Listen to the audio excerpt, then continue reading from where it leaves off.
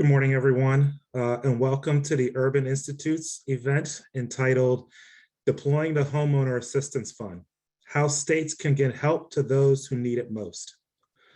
My name is Michael Neal, a senior researcher here in the Housing Finance Policy Center, and we're here to discuss at least three things. The first one is the Homeowner Assistance Fund and some of the trends in homeowner instability that we believe necessitate this assistance. Second, my colleagues will discuss a new tool that the Urban Institute has created to help policymakers and other change makers identify pockets of homeowner instability. And third, we will hear from policymakers and other key stakeholders on the importance of the Homeowner Assistance Fund and how it can be equitably and efficiently distributed. But first, a little housekeeping. First, the event is being recorded and the recording will be posted online after the event. Please hide captions or adjust settings with the live transcript button.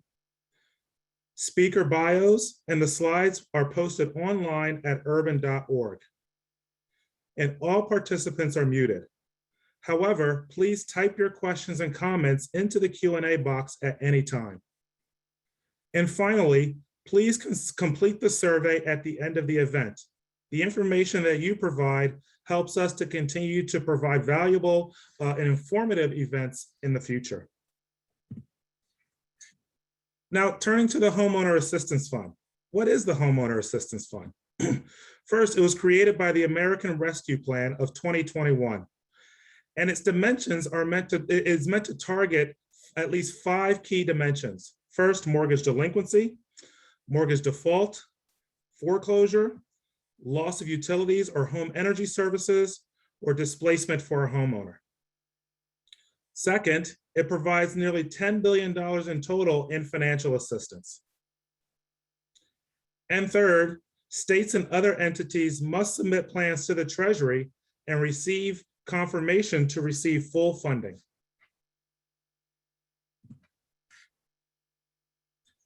Who are the funds intended to target? First, the half principally targets lower income homeowners. Those with incomes not less than 60% made available to each half participant to be used for qualified expenses. But second, it's meant to target socially disadvantaged individuals, including those whose ability to purchase or own a home has been impaired due to diminished access to credit. This includes homeowners of color, as well as residents of a U.S. territory, Indian reservation, or Hawaiian homeland. I think it's first important to point out that the macro evidence or trends in the macro data appear to indicate a degree of improvement in the overall economy. We've certainly seen evidence that house prices have been rising, suggesting that homeowners are continuing to build equity on average. And second, we've seen the unemployment rate continuing to improve and move on a downward trajectory. Again, suggesting that some of the key determinants of homeowner instability are improving. That being said, there also appears to be evidence that there are certain pockets of the nation that are still experiencing higher levels of instability. And this chart is first evidence of that assertion. This data comes from the Census Housing Pulse collected between September 15th and September 27th to look at the share of mortgaged homeowners not caught up on their mortgage payments. And what you can see is that, yes, the majority of homeowners with a mortgage indicate that they are caught up on their mortgage payments. But on the left-hand side, what we see is that lower income mortgaged homeowners are more likely to indicate that they are not caught up on their mortgage payments. Somewhat similarly, on the right-hand side of the majority of homeowners indicate that they are caught up on their mortgage payments. That being said, homeowners of color, Hispanic, Black, Asian, and those of 2 or more races are more likely to indicate that they're not caught up on their mortgage payments. Second, looking at the share of mortgaged homeowners' ability to make next month's payment, what we see is that on the left-hand side, The majority of homeowners with a mortgage are highly confident in their ability to make next month's payment. That being said, lower income homeowners with a mortgage are more likely to be not at all confident, slightly confident, or moderately confident in their ability to make next month's payment. And on the right-hand side, what we see is that the homeowners of color are also more likely to say that they are not at all confident, moderately confident, or slightly confident in their ability to make next month's payment. Looking at households' ability to pay an energy bill, again, on the left-hand side, we see that the majority of households indicate that they've never been unable to pay an energy bill. That being said, the chart on the left indicates that lower income households are more likely to say that they have been unable to pay an energy bill. And on the right-hand side, while it is the case that a significant portion of households by race and ethnicity indicate that they've never been unable to pay an energy bill, that households of color are more like, particularly Hispanic, Black, and those of two or more races, are more likely to say that they've been unable to pay an energy bill. In addition, households of color are also more likely to not report, suggesting that additional efforts may be needed to ensure that we have complete information on household instability.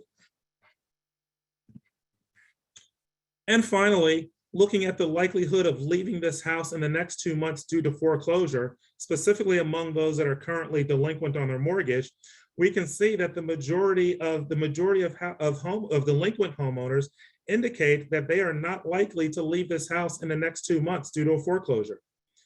That being said, on the left-hand side, we can see that lower income homeowners that are delinquent are most likely to believe that they will leave this house in the next 2 months due to a foreclosure.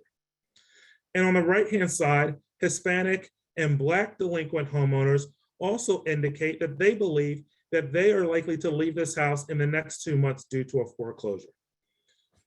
All of this suggests that the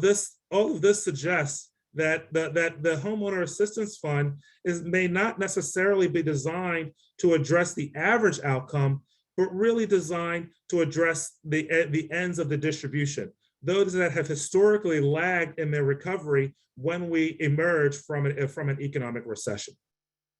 And with that, I'm going to turn it over to my colleague, Daniel Pang, who's going to discuss some of the tools that the Urban Institute has created to help policymakers and advocates identify these pockets of instability. Daniel?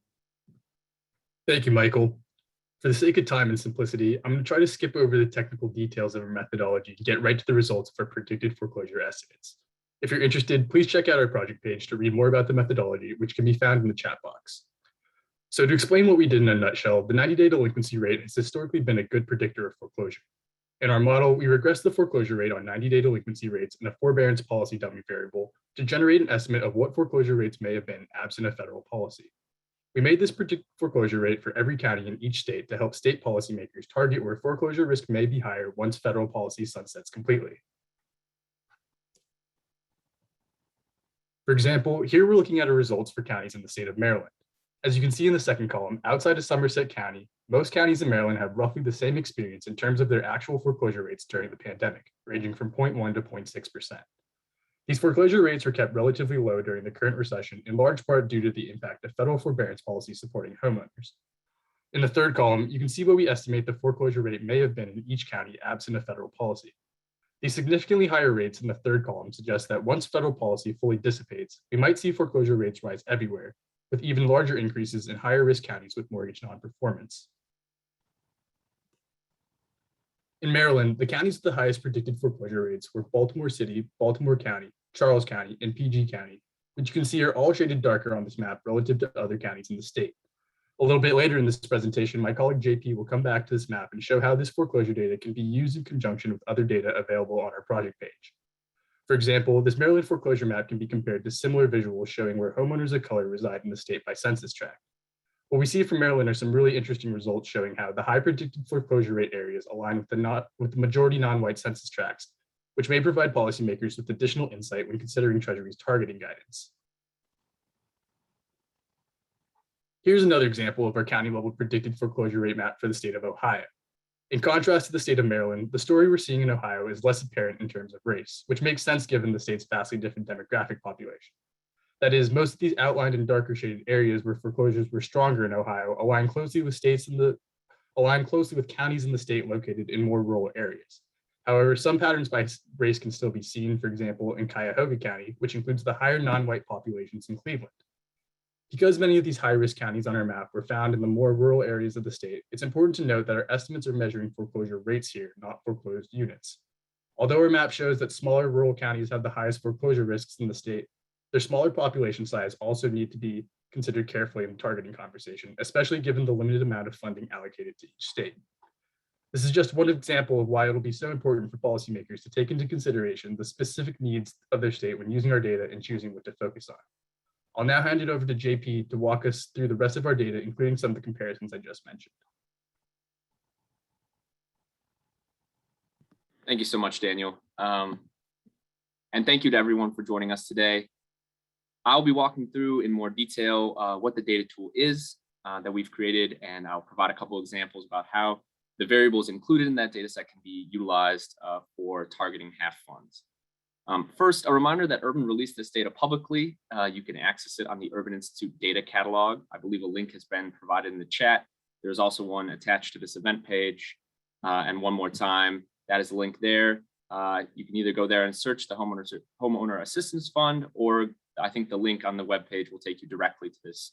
And you don't need a login to access it. It is publicly available, and when you're on the site, you'll be able to download it. A little bit about what's in this data set. The data set includes a suite of variables describing homeowners' demographic and income characteristics, as well as assessed foreclosure risk at the county level. So you can download the raw numbers for each county in Excel file if you simply want to filter through and look at your county or state of interest. We've also made it machine readable, so you can easily read it into your statistical software program of use. And we encourage further analysis with it. And we also encourage you to merge it with any data you may already be using. Please visit the catalog and download the data dictionary for a full list of variables and their definitions. A little bit about the thinking behind the tool. As we started off making this, we asked ourselves, who do we see using this tool? With the idea that it should be helpful for groups that have a key role in directing the flow of HAF funds. Some people that came to mind were state officials, housing finance agencies, community organizations, advocates, and local public offices. We thought about what the best use cases were as well. So first and foremost, as Daniel has already prefaced, we think it's useful for identifying risk faced by homeowners inside of a state. We think it can also be useful for sizing need. So we've included variables on the number of households and the number of mortgages. And finally, we hope it can be helpful for complying with the Treasury's targeting guidance.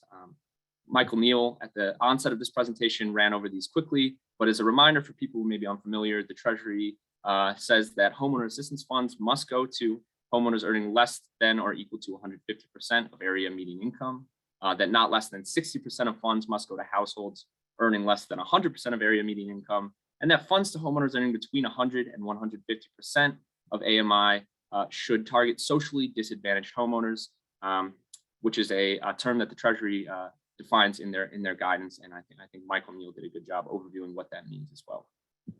Finally, our end goal is that we hope that this data tool can help create strategies for both the distribution of HAF funds and the distribution of scarce state resources for outreach that are informed by data and target homeowners efficiently and equitably.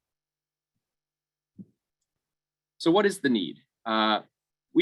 We looked at data since the onset of the pandemic. Black Knight has been tracking data on the growth of outstanding delinquent principal, interest, taxes, and insurance, or PITI, by state. And the map below shows HAF allocations for each state as a share of outstanding PITI. This highlights a variety. This highlights the fact that there's a large variety in coverage of delinquent PITI, and we think it makes an interesting point in how states will face different challenges determining the trade-offs and strategies for distributing HAF funds. For example, in the darker blue states, such as South Dakota and Vermont, we see that these states could pay off the pandemic-related delinquent PITI more than 2 times over. We contrast that to states like New York and Hawaii that are around 9% and 10% of coverage. I'm going to focus in here on 2 states, highlighted here, Ohio and Maryland, and talk a little bit about how we see our tool being useful for making in-state targeting decisions. Starting off with Maryland, I'm showing a graph that my colleague Daniel already prefaced in his presentation. On the left, we have the predicted foreclosure rate by county, and on the right, we show the share of non-white homeowners by census tract. The 4 counties facing the highest predicted foreclosure rate are highlighted in pink. They are Prince George's, Baltimore County, Baltimore City, and Charles County. These 4 counties collectively are home to 43% of Maryland's 671,000 homeowners that earn less than 100% of the area median income.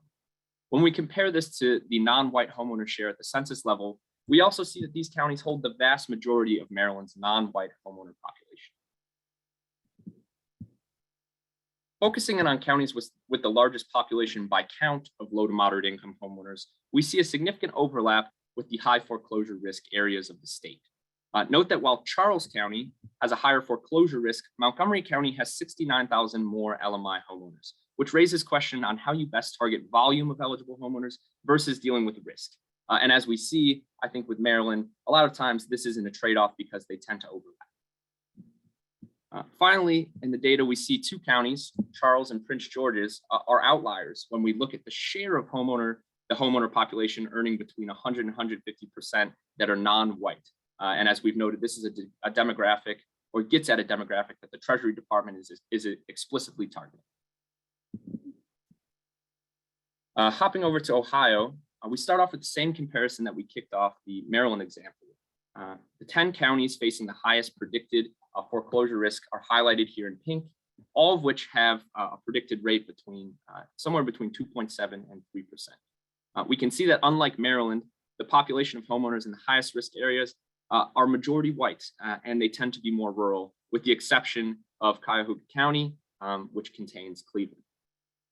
This raises the following challenge. Counties with high volume of LMI and non-white homeowners in Ohio are not the same counties that we see having the highest predicted foreclosure rate. Rather, it appears that the areas with the highest predicted foreclosure rate are all areas where LMI homeowners account for a significant share of total homeowners.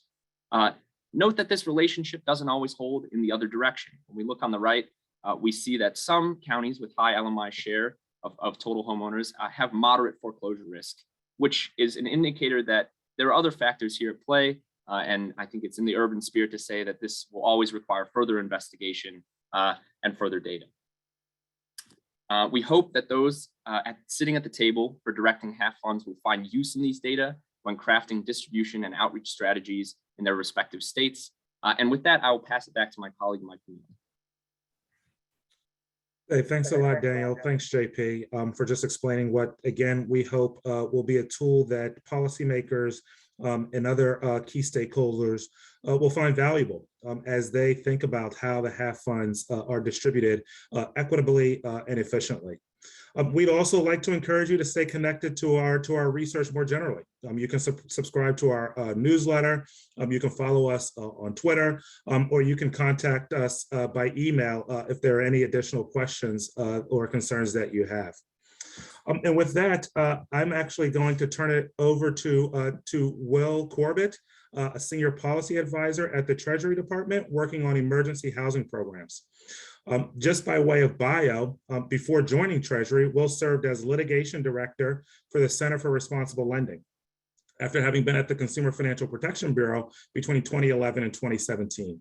And prior to that, Will helped start and was director of the State Home Foreclosure Prevention Project for North Carolina for the Office of Commissioner of Banks.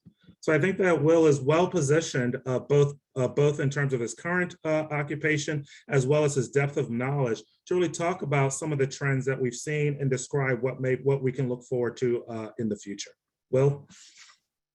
Thanks, Michael. And thank you also to JP and Daniel for that very interesting presentation on Urban's new tool. I think that's an interesting thing, and I have been checking it out, and I will continue to check out that tool that you all have provided. I want to step back here for a moment and talk a little bit about the overall HAF program and what the Homeowner Assistance Fund is aimed at, and sort of what Treasury has been doing to get the program set up and help states setting up their programs. As we've discussed, half is a response to homeowners falling behind on mortgages and other housing costs during the pandemic. And the support that half will provide to struggling homeowners will help avoid delinquencies and foreclosures and the compounding impact that foreclosures have on families and their communities. Half is not just focused on mortgage delinquencies and defaults and mortgage obligations, but also loss of utilities, home energy services, and other displacement of homeowners that have experienced financial hardship after January 21st, 2020. As the folks from Urban have mentioned, there are specific targeting requirements under the legislation that 60% of the funds go to homeowners who are at 100% AMI or 100% US median income, whichever is greater, or and then the remainder, to the extent there is a remainder, be prioritized towards socially disadvantaged individuals, which Treasury has provided some guidance to states on how to implement that process. Treasury started this by getting 10% of the funds out to any half participant that requested it in April after we published some initial guidance to provide some guidance for the states in terms of how to develop their plans. That was roughly about $1 billion that was put out there that could be used to help homeowners now and also be used to help set up the program. Since then, in August, we issued some new guidance, and updated guidance, I should say, and states have begun submitting their plans. That new guidance that came in, that we put out, does a number of things that I think are designed to encourage states to really, focus on providing consistency, but also identify and determine where the need is in their communities so that they can reach those targeted communities with effective measures. The guidance is attempting to ensure that vulnerable homeowners, especially those from socially disadvantaged communities, enjoy effective and convenient access to the program that will not only assist homeowners with forward mortgages, but reverse mortgages, manufactured home loans, or homeowners with contracts for deeds, as are prevalent in many parts of the country. And also focus not just on federally backed mortgages, but also homeowners who might have privately originated or privately serviced mortgages that don't have some of the same protections or loss mitigation that apply to federally backed loans. One thing we have stressed and encouraged and supported states doing is using data, and similar to what the Urban Institute has put out, to help structure their programs and target assistance based on a real data-driven assessment of homeowner needs, with an emphasis on data that identifies disparate hardships across demographic groups. In addition to that, we've encouraged states to not just take data, but take community input and utilize that in developing their needs. And the crucial assistance of integrating housing counseling and legal service networks, both into the plan development, but also in plan implementation process. States have now submitted those plans. Most of the states have, I should say. Treasury is in the midst of reviewing those plans. We've also received plans as well from tribal entities and territories that we're reviewing. Some of the things that we're looking at as we review those are the programs considering all aspects of homeowner needs across different types of homes, ownership and debt obligations, beyond traditional first mortgages and reverse mortgages, and what are they doing to help homeowners who may have manufactured housing or contract for deed, and are they identifying the need for that in their communities? We're also looking at what they're doing to deal with sort of urgent needs that homeowners might have that are pressing up against them now that they may need assistance on to avoid imminent risk of displacement. Things like maybe tax liens or HOA fees that might have also come due and haven't necessarily had the same forbearance protections in place that have been in place for mortgages. And then we are looking at the question of how the plans are integrating the half assistance in with loss mitigation that may be available to homeowners through their mortgage. And that includes through utilizing housing counseling and legal services as a resource to borrowers.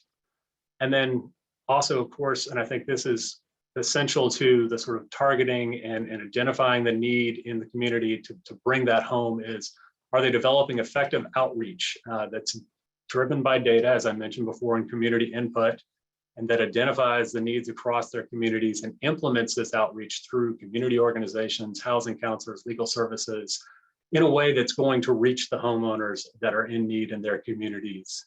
And so Treasury is continuing to look at these plans. We hope to begin approving plans soon because we know there's a need out there that we want to help and get this program off and running, but we're also trying to make sure that these plans are going to effectively target the communities that they need to target and work well for homeowners, and that this can be a successful program. So as I said, we're looking forward to beginning approving these plans in the very near future.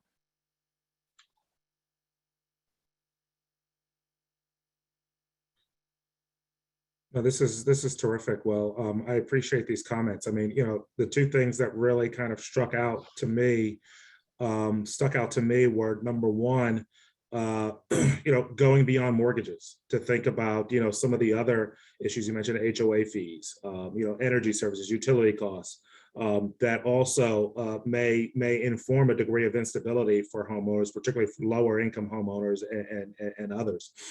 And the second point that I thought that you brought up that I thought was really important was around disbursement and making sure that, how do we ensure that, not just that states receive the funds, but that the pipelines are in place such that the money can be well targeted, again, efficiently as well as equitably. So I think that's a terrific segue to our panel discussion, of which we'll be a part of, being led by Jerusalem Dempsis, who is a policy reporter at Vox.com, where she covers housing, urban economics, and other domestic economic policy issues. Again, just by way of bio, Jerusalem, while at Vox, has published a number of pieces on exclusionary zoning policies at both the state and federal levels. And she has also written previously on energy and environment issues for the Center for American Progress. Jerusalem is a graduate of the College of William and Mary, where she studied economics and government. Jerusalem, I turn the floor over to you. Thank you so much for that introduction, Michael. In addition to Michael and Will, we'll be having several other really esteemed panelists joining us today. And all of you can feel free to turn on your cameras as I introduce you. Meg Burns is the Housing Policy Council's Executive Vice President. In this role, she's responsible for overseeing the association's regulatory policy, government affairs, and membership services. Meg joined HPC as the SVP for mortgage policy, managing various regulatory and housing finance policy activities and engaging with federal policymakers. Before joining HPC, Meg was a partner at a DC-based housing finance advisory firm, and most of Meg's career has been dedicated to federal service. We also have with us Lisa Sitkin, who provides technical assistance, training, and practice resources to attorneys representing homeowners in connection with mortgages and foreclosure before joining at NHLP, and before joining NHLP, Lisa was managing attorney at Housing and Economic Rights Advocates in Oakland, California. Lisa has counseled and represented individual clients, participated in policy advocacy regarding mortgage servicing and foreclosure, and assisted with mortgage servicing, predatory and unfair lending litigation.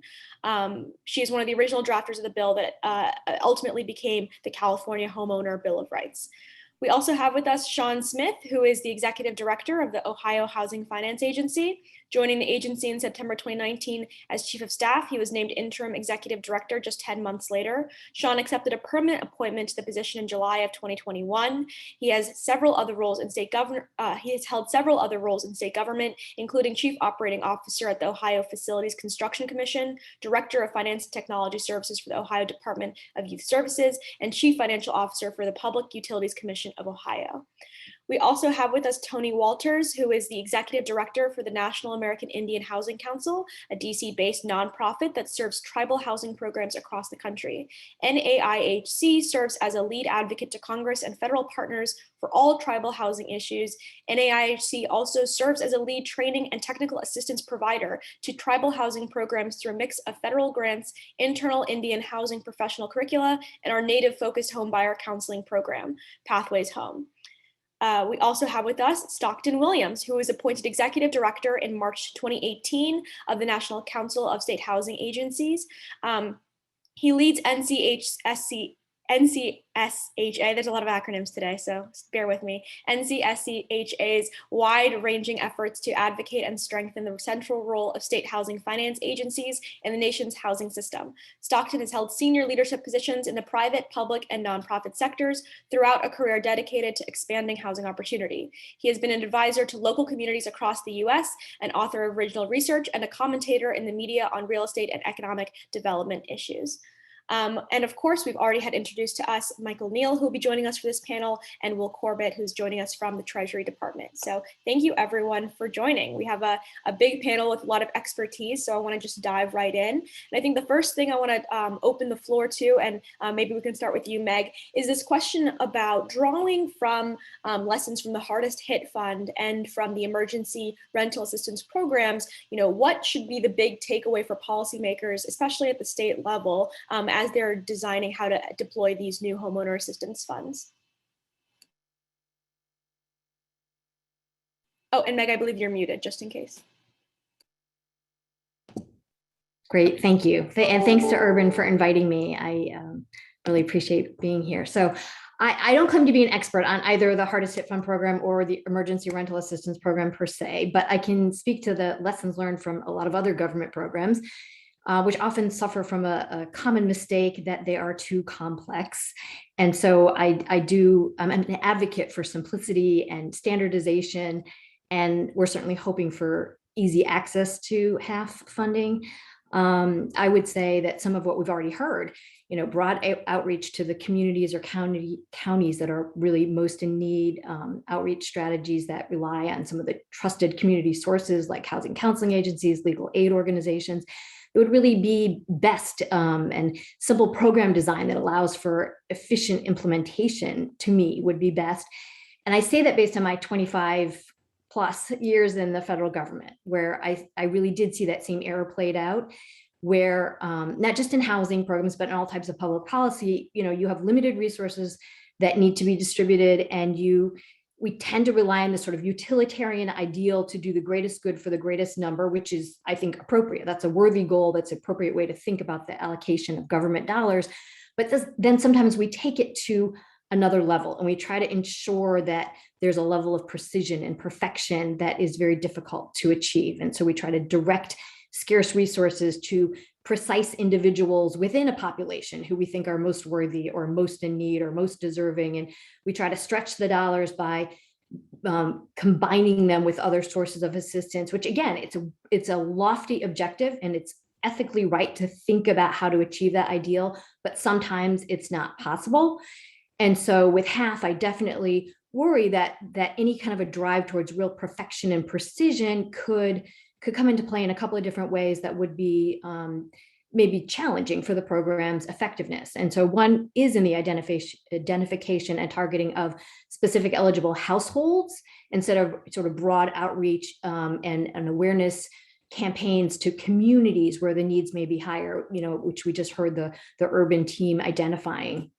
And then second, in just the actual program design, where you're trying to link HAF dollars with other programs, makes sense when it's possible. Sometimes it will be complicated. And so I would like to suggest that, interestingly enough, for HAF, some of the sorting and sifting of those households that are most in need, and some of the sort of mating and matching of the various types of assistance to optimize the use of the government funds, it is going to happen organically through the passage of time. That alone will help address some of the program terms. And, if time alone will help with the sorting process and help with the matching process, then complex rules that constrain or narrow household eligibility or the application of the funding might not be necessary. And so let me just explain, because I know that might sound confusing, it might sound a little cryptic. So a large portion of the population for whom these funds are designed to assist are in forbearance. As everyone mentioned, the program eligibility is much broader. A lot of other housing related expenses can be covered, but Mortgage is certainly, outstanding mortgage payments are certainly one element. And of the eligible population, just under about 1.5 million are in forbearance today, but a number of those who are in forbearance today are either scheduled for or are already in the midst of being evaluated for permanent workout solutions, permanent loss mitigation that will resolve all those outstanding missed payments. And the peak months where the forbearance is expiring are, according to Black Knight data. Black Knight's a Housing Policy Council member, so we rely on their data. And the months with the peak forbearance expirations are September, October, November, December. Some of those will be delayed, but they're still peak months. So if that's the case, then some portion of the population that would otherwise be eligible for HAF will receive another form of assistance first in the form of restructuring of their debt. So by virtue of time alone, this segment will have resolved their outstanding delinquency before the HAF programs are really up and running. So in states that had hoped to reach that specific population with really targeted approaches, or to match HAF dollars with that loss mitigation, the passage of time alone is going to start to reduce that opportunity. And I'm not saying that that's not okay. I actually think it's fine. I mean, I prefer HAF funds that pay off missed payments as opposed to restructuring of that debt. But I think it is a way to spread scarce resources. And so states could start to think about how to use HAF funds in a post-loss mitigation context.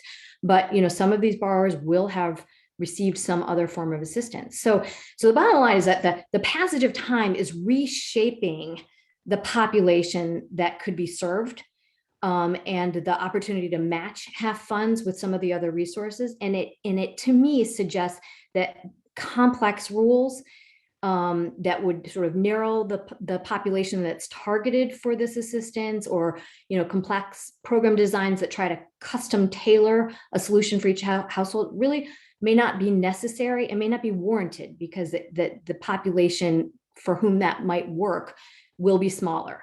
So bottom line, the lesson learned from other programs and what we know from the time frame for the execution of HAF, to me, indicates that a really simple approach will likely be best, relying on some of what we already heard from the other speakers, the broad outreach to communities and counties in need, using trusted partners within the communities. And one thing I want to draw out there is this tension you highlighted between the desire to get funds out quickly and the need to do some sort of targeting, of course, to make sure you're reaching the people that really need assistance. And Sean, from your perch at Ohio, I'm hoping you can kind of speak to how you're navigating that tension, perhaps how you've been doing it in past government programs, and also what you're looking at now as we're deploying these funds. Well, I think you can achieve both.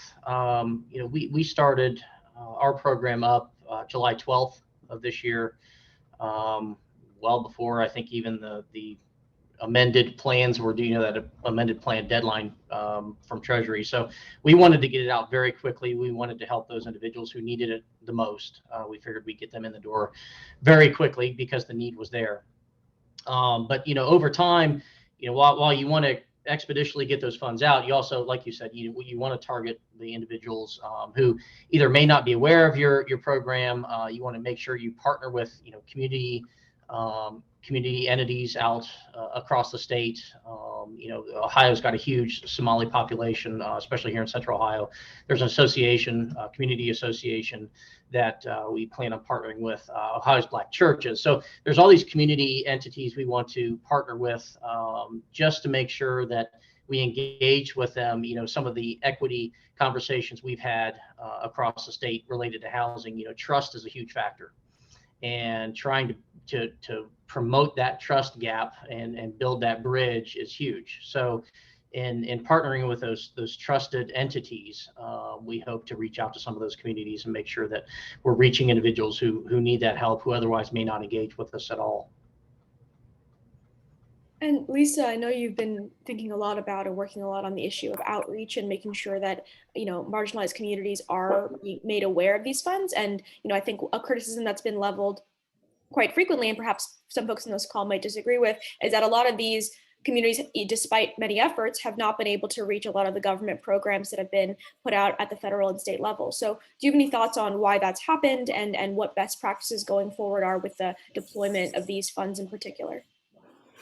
Yeah, thank you. I think I'm really glad to hear Sean's report of what's going on in Ohio. That kind of model, I think, is exactly what we're hoping as homeowner advocates that all of the different administrators, and there are many of them, are going to be engaging in, which is to really identify and make robust partnerships with groups on the ground who are, trusted in communities that often don't get reached and may not respond. For example, I mean, there are going to be a lot of forms of outreach. The servicers may be sending some sort of notices to their borrowers. I know that some servicers are putting up lots of information on their own websites to try to drive that. But the reality is, as somebody who worked for years with homeowners, dealing with servicers, that there often is a lack of trust there, whether that's deserved or not.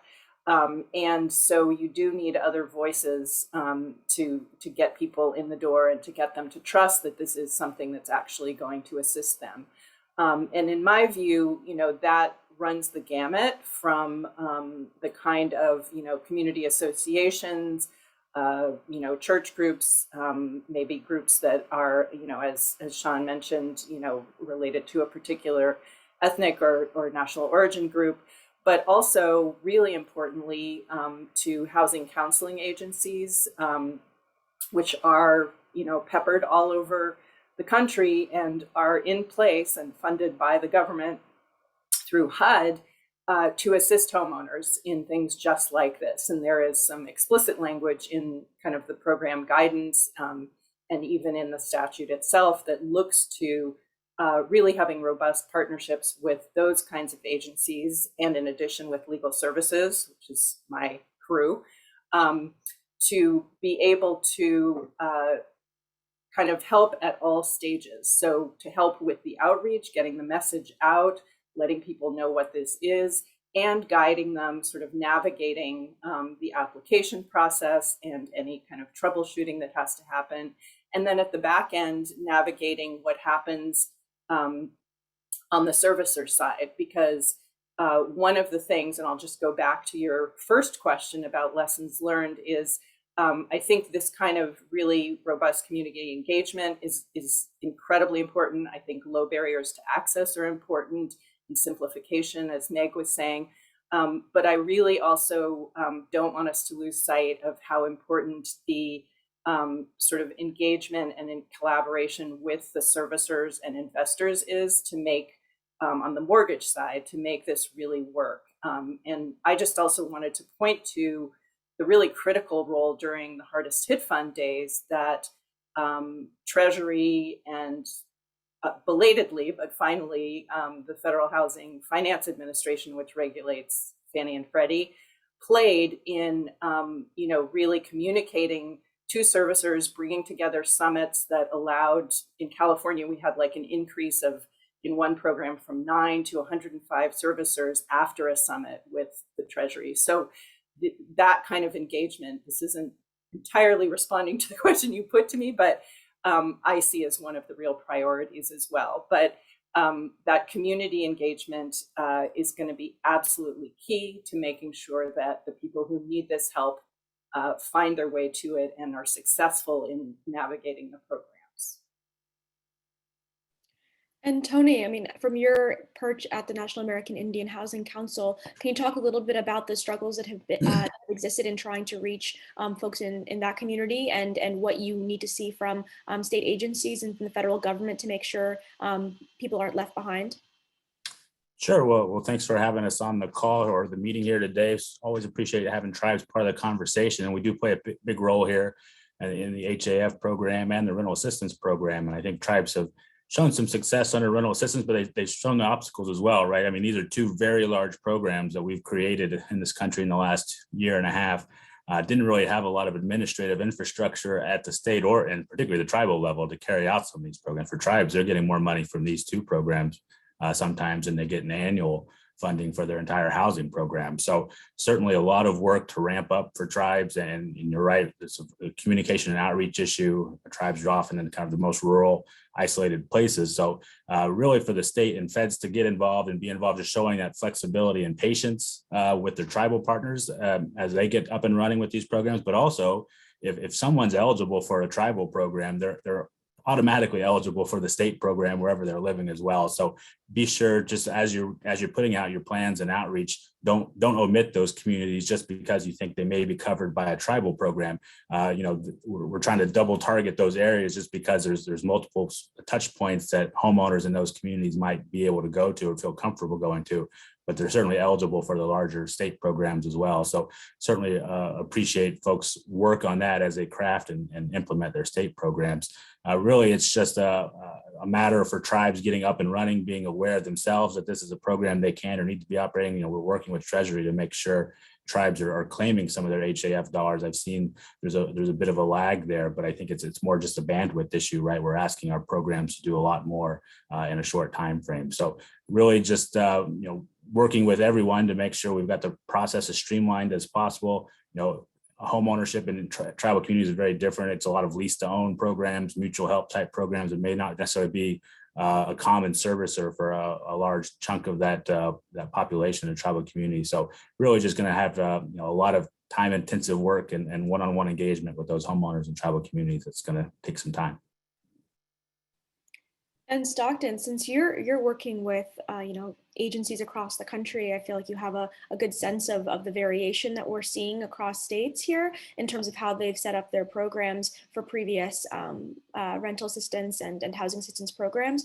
And I'm wondering, what kinds of lessons do you see on which states have been successful at distributing? And I don't think you have to call out any names if you don't want to, but and what types of strategies have been unsuccessful that you think need not to be replicated when people are designing these homeowner assistance funds right now?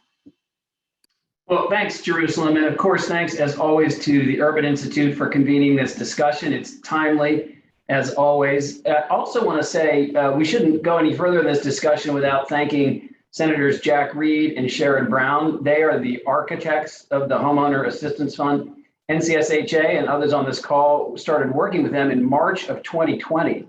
And Representative David Scott in the House played a key role that spring too. So we are very happy that this program was created. And you're right, Jerusalem, to start with the experience of the hardest hit fund. That really was the antecedent and in some respects the inspiration for the Homeowner Assistance Fund. So what did we learn from the hardest hit fund that bears on this program's success? Number one, the hardest hit fund worked. Research that was published and revised last year showed it led to a 40% reduction in the probability of foreclosures and default, saved local governments, lenders, and servicers billions of dollars.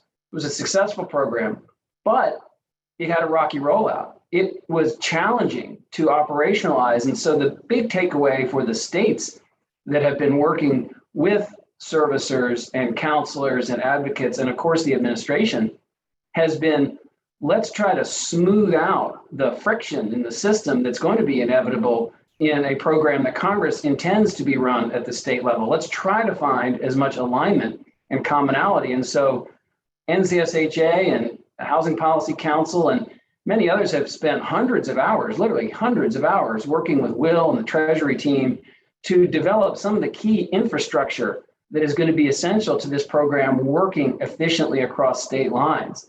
So there is now a template for a common data file, a servicer and state collaboration agreement, a borrower authorization form, really technocratic pieces of programmatic infrastructure that have taken a lot of time to put together, but that really had to get built on the fly and maybe even after the fact with the hardest hit fund.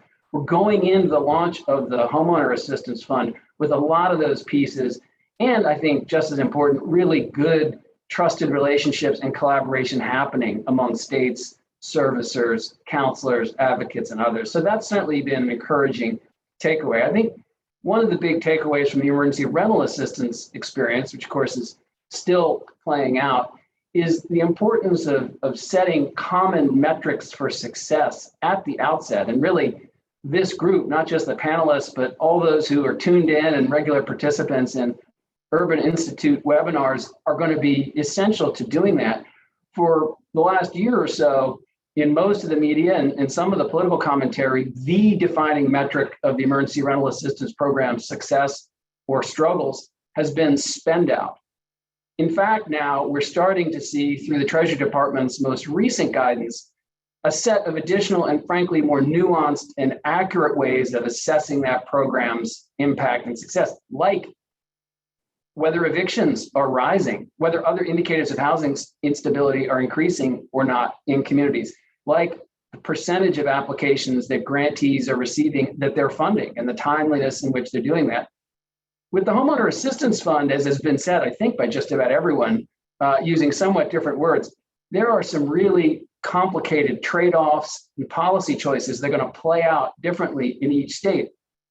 Thankfully, thanks to the administration's work, we also have a set of federal tools, the loss mitigation waterfall from FHA, similar resources from USDA, VA, and through the FHFA's remarkable leadership through Sandra Thompson and her team, a set of policies in place through the GSEs. And so the Homeowner Assistance Fund really shouldn't be seen as a standalone thing, but really part of a suite of tools that are going to be available. Now, that's the positive way of looking at the fact that for states and servicers who have to put the Homeowner Assistance Fund dollars to work, they're going to have to be both efficient and precise, and they're going to have to make difficult choices to meet the needs that they all agree and the Treasury approves in their plans are the most optimal for this program to serve. So it's complicated, but I think there is both experience from prior programs and a set of relationships now that are putting Homeowner Assistance Fund on good footing to come out of the gate and work really well from the outset. And Will, turning to you, I wanted to ask about comparing loss mitigation strategies between now and during the Great Recession. Can you illuminate how that's changed or any comparison you have there? Sure, Jerusalem. So, the previous financial crisis, at the outset, there really was much less in terms of robust loss mitigation strategies. Loss mitigation was a concept, but I think it really had not been fully developed. And we learned the hard way going through the financial crisis and unfortunately too many foreclosures, that not having a strong, robust loss mitigation process in place can lead to both economic harm to the homeowners, but also economic harm to the communities.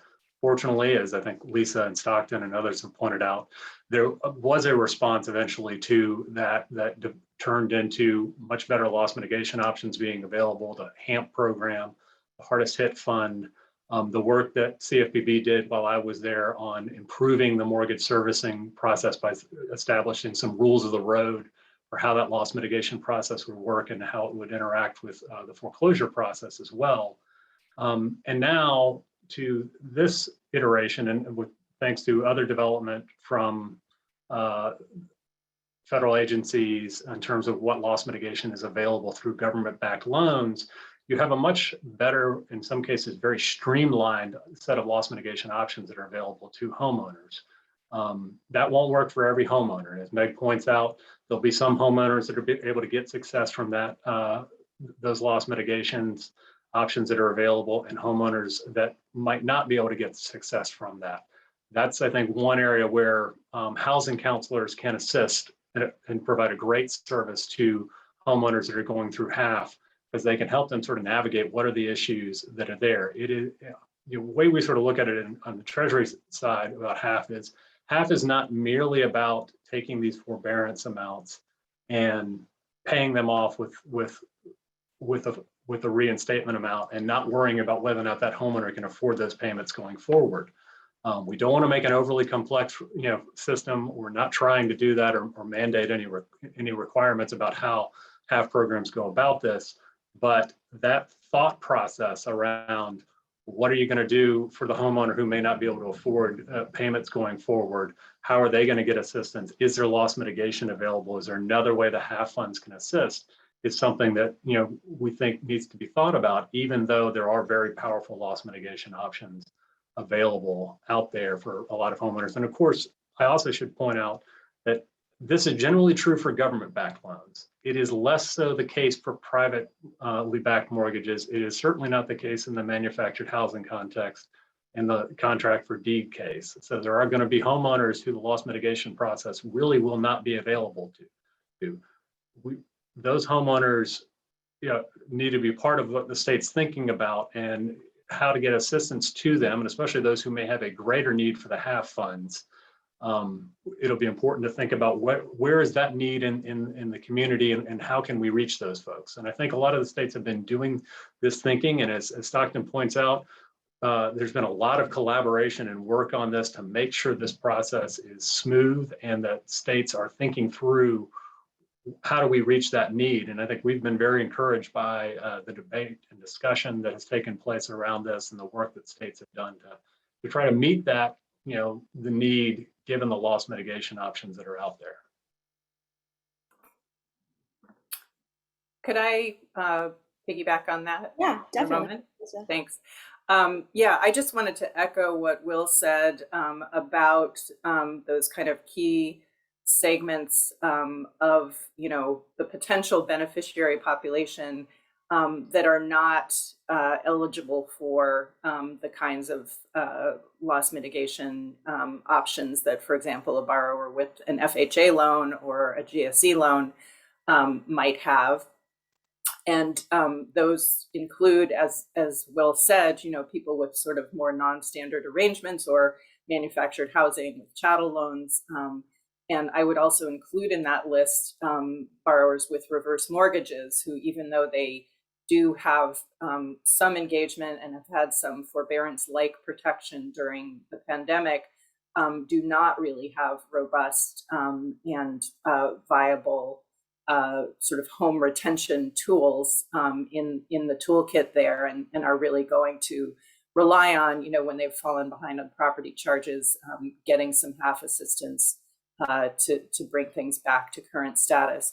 The other group, and Will sort of alluded to this, but I really think that we need to keep our focus on is borrowers who have privately owned loans, who are not in that federally backed category that was addressed in the CARES Act and by the various agencies since then.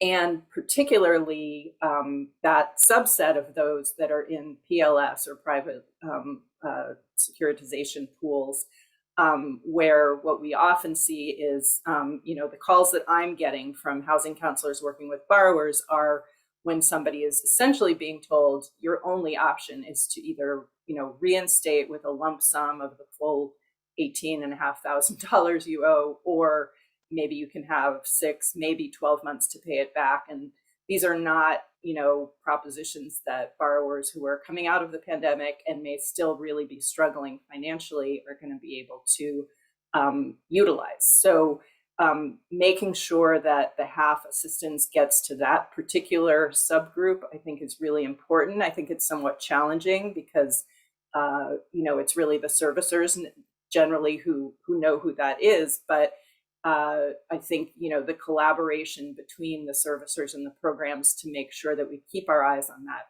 particular group is really key. And related to that, I would also say that one of the lessons from hardest hit funds was that the tools like the common data file and that kind of infrastructure that Stockton was talking about worked well once they were up and running for the larger servicers and kind of those with kind of their own bigger infrastructure. For some of the smaller servicers, and I don't pretend to be an expert in kind of who has what loans, but I do think there are going to be some of the smaller servicers where these private PLS loans are housed that we most are concerned about, and they may struggle with interfacing with the common data file. So I do think another message I would send out to administrators is that you may need to think about being more flexible to be able to get the participation of those servicer groups. And while the CDF, for the most part, is going to, that common data file, be a great way to get information back and forth, I hope that there will be sort of open-mindedness to be sure that we can reach all the necessary parties. And just to build upon that, because I agree with you, Lisa. And the challenge we found is, on the utility side, because, HFAs are not utility experts. We don't necessarily have those connections with electric providers and gas providers across the state. So for any states on the line with us, we reached out to the Public Utilities Commission, Public Service Commission in some states, to try and connect with those, and a lot of times regulated entities, and try and leverage those relationships that the utility regulators have within the state to try and get data from those regulated entities to get an idea of how we can best get those payments to them, and also determine where that need is within their own service territory. So same thing on the utility side, but without those existing relationships, it can be a challenge. Yeah, let me just jump in. I mean, one of the things that we have heard in terms of kind of the challenges are, a very basic one, and that is just whether or not you have internet service. We've heard from some locales, particularly those with lower incomes, places like Newark, New Jersey, where lower income households are 3 to 4 times less likely to have internet service. And yet the plan has set up kind of these data portals as an efficient mechanism for connecting to those with need. And so how do we actually kind of make that connection when many of these households may not even be able to afford the internet service in order to touch on that? I don't know if that's something that others have heard, but that's just one of the kind of challenges that we've continued to hear. Michael, if I could just respond to that excellent point, and also a couple of Lisa's comments. That is one of the strengths of the statute and how Treasury's rules have unfolded. States have the ability and are in fact encouraged to use some of their Homeowner Assistance Fund dollars to try to do those kinds of programmatic activities that are additional to direct financial assistance for housing and utility payments, and frankly essential to enabling some of the most vulnerable households to access them. So as Treasury approves state plans, and I don't know, Will, if you can share broadly anything you've already started to see, I think you'll see in every state there is an attention to that, because there is ability in the fund, in the program as designed to do some of those other activities that are going to really be essential that you're talking about. So, sorry, Will, go ahead. Well, Stockton, I was just going to jump in. I think that is one of the things that we have encouraged states to think about. And I think states have been thinking about is how do we connect that homeowner who maybe doesn't have access to the internet, maybe can't get their documentation in that way. What's the way to do that? And so I think that is something, and I'm sure I know Sean's been looking at this and figuring out how to do it, and the states are trying to make sure that the program is accessible in that way. So can I just add one little thing to this strain about the collaboration amongst the parties, because there are a variety of ways that these dollars can be used. Each time, because all of us actually who are on this panel are generally collaborating with each other. We talk to each other regularly.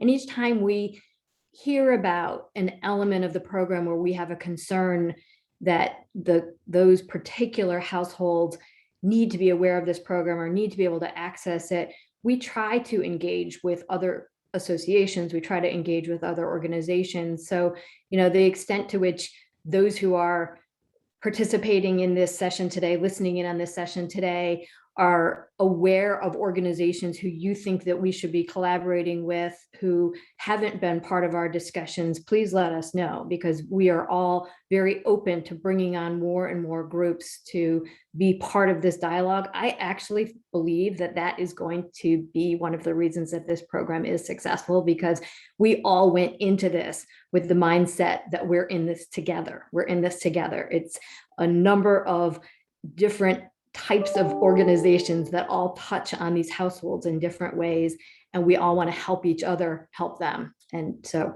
I just wanted to put that out there, because I know that we have a lot of listeners today, and if they want to offer us advice, we're happy to take it. So one thing that's been a clear through line through a lot of this conversation is the that a lot of the delay and difficulty in getting these dollars out quickly is that there has never been before the sorts of programmatic infrastructure that we would need in order to have just quickly been able to target this. Like we've never asked states and tribes and different groups to deliver dollars in this way at this kind of level of monetary support from the federal government. So is there any work being done right now to make a lot of this infrastructure permanent, or what is being done, I guess, Will, turning to you, I guess, from the Treasury Department side to encourage states to make sure this isn't something that's going to just go away after these funds run out in a few years? Well, certainly we think and hope that this effort through the HAF program will continue on in some form or fashion, and the states will think about that. I can't really speak exactly to what Treasury is doing on that front, but it's definitely something that we're taking into consideration. I know a lot of the states have been thinking about this and thinking about it as well, and we're looking forward to more collaboration on that topic in particular. Jerusalem, if I could just jump in quickly, it's a great question. We've talked a lot about the hardest hit fund. It's important for everyone to understand that the vast majority of states did not participate in that program. They didn't receive the appropriation of funds from Congress. And so while there is a body of experience in the housing finance agencies that operated HHF in 17 states and DC, in all the others, it doesn't exist. It does need to get built. It is why we are doing the kinds of collaborative work, including training on how to utilize the CDF. And Lisa, I definitely want to follow up with you to make sure that the training we're starting to put together can ultimately be rolled out to some of the smaller servicers and others. I think that's a key point. So there still is the need to build some of this infrastructure and also capacity at the state level. And so that is a work in progress. And thankfully, we've got partners that are providing incredible assistance to that. You know, But I think it's, Sean, yeah, I'm go ahead, sorry. Sean. Yeah, you know, Well, I was going to say, go ahead, I think the Sean. challenge right now also is the capacity. I mean, there's so many dollars out there right now that, you know, when we have conversations with community action agencies across the state of Ohio, they're underwater. They can't get staff in the door to administer these funds quickly enough. And then the questions arise on, you know, which dollars do we spend first? How do we prioritize these? And it's challenging right now. But I think to your question, Jerusalem, is, you know, over time, you know, once we get into a nice rhythm with this and we get those dollars out the door, we get that infrastructure built that Stockton talked about, is long term, this, you know, we may have a really nice, you know, set of resources that we can leverage over time, assuming, you know, there's still dollars flowing. So. Yeah, and I just wanted to just jump in, sorry, Drew, that, and just, I mean, one of the things that our data kind of pointed out, and granted, we want to do more exploration here, and I think this underscores one of the points that Tony had made early on, is some of the counties with the highest actual foreclosure rates are those that are actually highly populated with Native Americans. And, you know, and Tony kind of talked about the challenges that they're facing and the capacity. And so, you know, one hope is definitely ensuring that, you know, the assistance that the assistance that is out there, you know, just continues to target, you know, all areas of the BIPOC community. Thanks, Michael. Real quick, just on that note, I think the Minneapolis Federal Reserve had a report last year or 2 years ago that talked about Native homeowners, you know, spending more on their mortgages than any other kind of demographic. I think the report said Native homeowners spending probably 2 percentage points more for their mortgages than other folks in the same communities even. So certainly that's an issue. And Native Americans, you know, Native Americans aren't limited to reservation areas. I think if you look at the demographics, I think only about 40 to 50% of Native Americans actually live in their tribal communities. The rest of Native Americans are all across the country. I'm in Washington, D.C., for instance, but, you know, we're everywhere and they don't always know where to go. So certainly wanting to make sure folks are including them in their outreach efforts, not turning a blind eye because they think someone else is taking care of that. Other folks are trying to take care of that as well, but certainly we want to make sure natives everywhere have access to these opportunities. So again, I would just say all the things we've heard on this panel are things that the tribes are having to deal with as well. And often those are the smallest programs that we've got kind of out of this group here on the discussion today. So you can see kind of how that can be somewhat overwhelming or on a capacity or bandwidth issue just for the programs themselves operating. I know it's frustrating for the individuals that are trying to get the assistance. And we see that, I think, in some of the chat messages even today for this. So about getting dollars out the door and getting the assistance out. So certainly always enjoy the collaboration with the group here, and certainly have had a lot of collaboration with everyone here, and I hope that continues and get it even more at the local level, at the tribal side. And I think kind of on that, Tony, I mean, we have the CFPB's temporary pre-foreclosure requirements expire at the end of December of this year. And that means that the vast majority of borrowers are not going to be protected by any foreclosure moratoria. And it looks like half assistance is not going to be available in most jurisdictions before late this year or early 2022. So, I mean, is there any work that you're doing, Tony, or you're doing, Sean, to try to make sure that during that gap, people aren't just losing their homes? Well, for us and for tribal communities, I think it's a little bit different. Often the tribal program itself is in that role already, or in that process, or part of that process with homeowners. So they have a little bit more flexibility to, not initiate those types of proceedings. So it's probably a little bit better within the tribal communities. When you get outside the tribal communities, probably where it becomes a bigger issue for natives and everyone else. And I'll let Sean pick up there. Yeah, and for us, I mean, Noel, he encouraged, Noel with Treasury encouraged states to get up and moving as quickly as possible early on, on calls with NCSHA, and we did that. I knew there was folks out there who needed these dollars. I wanted to get it up as quickly as possible. And my challenge is now, we did a soft launch, obviously, because we only received 10% of the funds. So I couldn't turn the spigot on all the way, right? Because we run out of funds. And the last thing I want to do is shut this back down once we get it up and running. So my biggest challenge is now that it's proven, now that we've got, I think, $7 million out the door, or reserved to go out the door. So out of our 28 million, we've got another 9 million reserved for utilities. My biggest concern is now, waiting on Treasury to, get through our plan analysis. What do I do? How quickly can I start advertising? How quickly can I get the word out there to a greater degree, and continue to help the rest of the state? If I can jump in a bit, Jerusalem, we've had these conversations before with some of these folks in collaborations, and I've been clear to say that I can't give a specific timeline on when all plans will be approved. And part of that is because some of this process will depend on when we get information from the states, if we have feedback for them and questions for them. Another part is when states or tribal entities are submitting their plans for us. We do have a few states that still haven't, and as Tony's mentioned, the tribal communities are still working to get up and running, and we totally understand that and are trying to do everything we can to assist them in this. I will say that we are moving very quickly and trying to move on plans that we've received, such as the one from Ohio, to get those plans approved and get those funds out soon. I hope that 2022 is a rarity in terms of when the funds are coming out. As I said, I can't say that we won't do that that won't happen in some cases.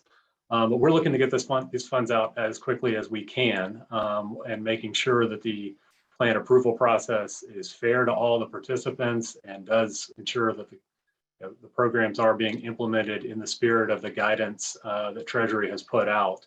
And I hope that we'll be doing that in the very near future. That's about all the specificity I can give on that at the moment, but it will be coming. Great. And so now I want us to turn to some of these audience questions, because we have a lot of really great ones from audience members. From David Dworkin, I think, Michael, you might be best suited to answer this. How did the ability to pay numbers by income and race compare to 2017 to 2019?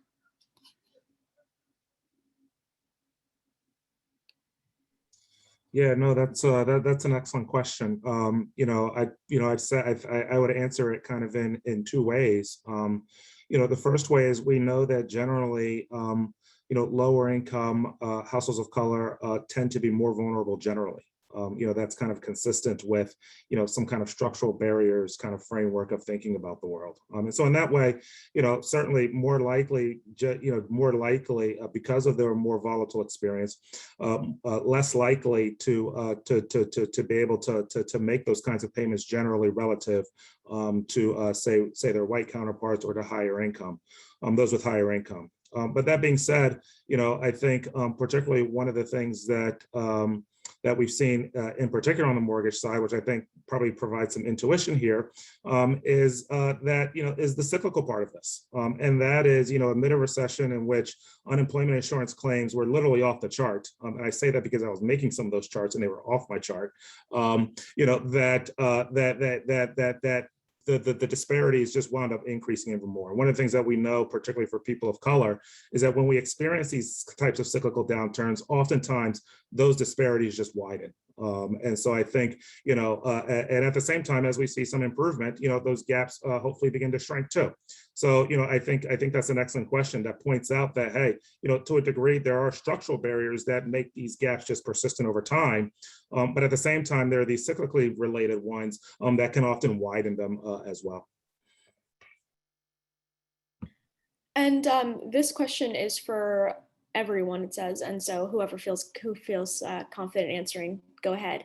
What are the panelists' thoughts regarding allocation of half dollars by states such as New York and New Jersey, where the federal allocation as share of pandemic-related past due PITI is so low, 9% and 18% respectively? Seems like many vulnerable households could be left behind. I think one thing that we've touched on earlier in the conversation is that, there isn't enough money. We'll just say that simply. But one of the ways to try to get it to reach those who need it is to take care with this interaction with other loss mitigation options, so that for borrowers who have, options and we keep talking about FHA, but they have a very, detailed and robust waterfall for people of options, not being redundant. So making sure that those people are getting those options, that the servicers they're working with are delivering those, in a timely way.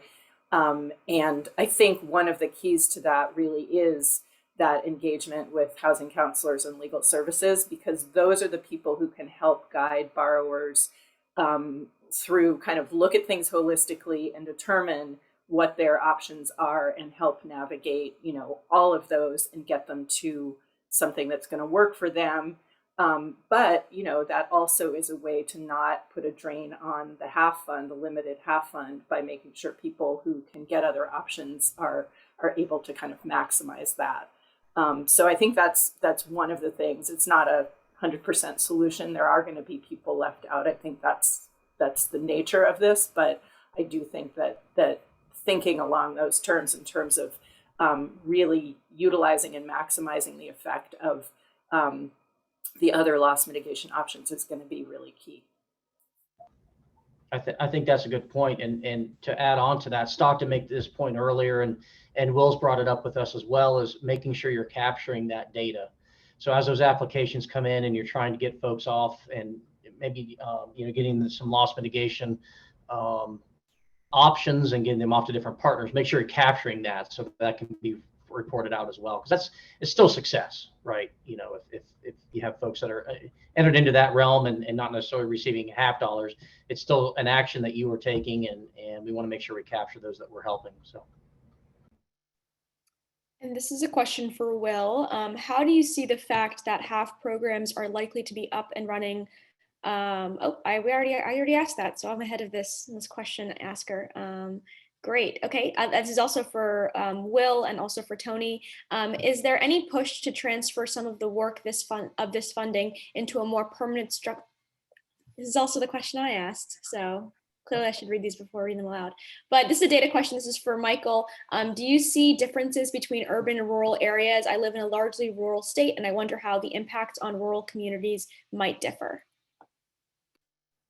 Yeah, no, I think that's, I think that's an excellent question. And look, I think, one of the key things is making sure that we focus, on all communities, on all vulnerable communities, communities of color, rural communities where these issues are taking place. And I think a lot of the data and the maps that my colleagues put up earlier really kind of made that important point and that important distinction. That look, there are some areas in which a lot of the structural barriers related to race and ethnicity could potentially inform higher foreclosure rates. But at the same time, we know that rural America faces challenges as well, and in some ways challenges that are also to a degree experienced in neighborhoods of color. Challenges around the ability of say getting mortgages because the value of the homes are too low. The issues around lower incomes. They may be sourced from different problems, but to a degree, the outputs and the outcomes in some ways are similar. And so at that point, I think that is the benefit of our tool is exactly that ability to be able to look at, hey, where potentially problems will arise as public policy begins to shift closer to a normality, and then using that to take into account, whether these are more rural communities or whether these are communities of color. And that's, again, not to leave out any other communities that themselves are facing challenges. And so I think that, it's really important. I think one of the things that the Homeowner Assistance Fund will do, along with some of these loss mitigation options, hopefully, is to really make sure that we target communities that historically have lagged in their recovery. And that includes both of those communities. And one last question before we finish up this panel. I think this is a one for Stockton, perhaps, and anyone else who wants to answer. Many on-the-ground organizations are concerned with fraud allegations and having funding clawed back if there is understood to have been a misuse in the distribution of funds.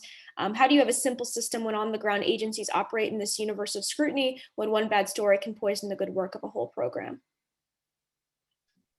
Well, it's a good question, and it's a big challenge. The unfortunate reality is federal programs that are set up to provide emergency relief and get out the door quickly are often victimized, taken advantage of by scammers. I think we've seen that in a number of the pandemic relief programs already. And so for state agencies, it is a balance between ensuring that the taxpayer funds are stewarded appropriately, and also paying attention to the need to get money where it has to go as quickly as possible. So, it's always a work in progress. I'll say that the Emergency Rental Assistance Program has been illustrative of not only how hard it is to strike the right balance, but I think the clear willingness of state agencies to adjust and modify when two things happen: when there are specific recommendations for a better way to do things, which might come from advocates or community-based organizations on the ground, and when there's explicit authorization to do things differently from the federal government. And so Will's colleagues at Treasury on the Emergency Rental Assistance Program have gradually and consistently provided more cover and more flexibility for state and local agencies running the rental program to do it without as much of the typical oversight or other dimensions that would normally be in place. On that point, just to follow up on Stockton's point there, I think the tribal side, and I'm sure all of the other panels would probably hope that the Treasury Department uses that more of as a starting point for the HAF program. I think, a lot of the grantees for ERA were, always catching up with kind of some of the moving guidelines and reporting requirements, things like that. So, using some of that as a learning example, maybe where to start from on the HAF side will probably help all the grantees as well. Oh, go ahead, Nate. I was just going to make one point, because I want to give kudos to the Treasury Department and those who are running ERAP for that kind of course correct. I actually think that is indicative of really good program administration, to be watching what's happening and course correct as necessary. I think that was something that we didn't do in the last crisis, that we had programs that were less effective than they could be because there was less interest in that type of course correction at a pivotal point in time. So it's something that we should sort of acknowledge and give credit where credit is due to those who really stepped in to say, we need to make some changes to this program to make it work more effectively. I'll just add, obviously we are always concerned about the potential for fraud and the potential for misuse. But to the lesson from my colleagues who've been working on that on the ERA, that is not a lesson that's lost on the folks that are working on HAF. We're often the same people, so we're definitely looking at things through that lens.